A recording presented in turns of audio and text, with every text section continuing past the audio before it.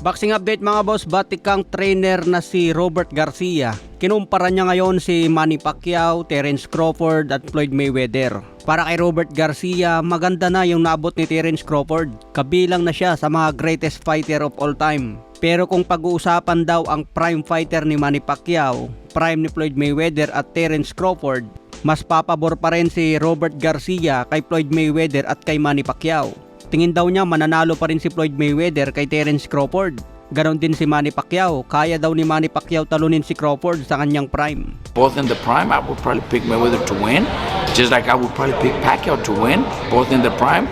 Ganon po kalaki ang tiwala ni Robert Garcia sa kakayahan ni Manny Pacquiao at Mayweather.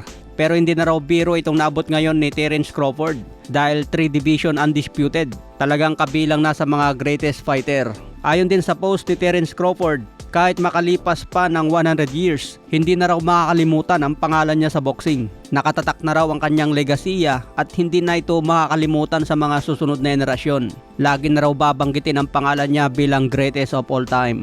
Sa iba pang balita, General Casimero laglag na po sa ranking ng WBO belt. Nakalagay na po dyan, drop out this month. Sa ngayon, number 1 na si Junto Nakatani sa WBO, number 2 si Carla Mes Martin at number 3 si Marlon Tapales. Number 6 naman si Jerwin Ancajas. Pero sa ranking ng IBF mga boss, number 11 naman si General Casimero. Laglag na rin siya sa top 10 rankings. Habang number 3 naman si Marlon Tapales at number 5 si Jerwin Ancajas. Mas mataas na rin ang ranking ni Carla Mes Martin. Kaya pagkakataon na ni Casimero ngayong October 25 na muling umangat. Pero ang problema mga boss, hindi na super bantamweight lalaban si Casimero.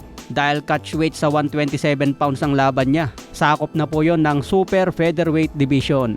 Kaya abangan po natin ang laban ni Casimero ngayong October 25. Sa iba pang balita, laban pala ni Jaron Ennis ngayong October 11. Malapit na mga boss, pwede nang tumaya. Kalaban niya si Lima na may kartadang 14 wins, 10 KOs, may isang talo. Galing Angola ito at may edad na 32. Ito ang unang laban ni Jaron Boots Ennis sa 154 pounds super welterweight. Tune up ito ni Jaron Ennis mga boss bago daw siya lumaban sa malalakas. Kung manalo dito si Jaron Ennis, mandatory siya ngayon sa WBA belt. Sa iba pang balita, nakanda na rin si Devin Haney na maging champion ulit sa welterweight division. November 22 ang laban niya kontra Brian Norman Jr. Dedepensa ni Brian Norman Jr. ang kanyang WBO belt. Inaasahan agad ni Devin Haney na maging champion ito sa welterweight. Binanggit din ni Haney na interesado makipag-unification agad kontra Rolly Romero. Kaya sa November 22, full pack ang laban dyan mga boss.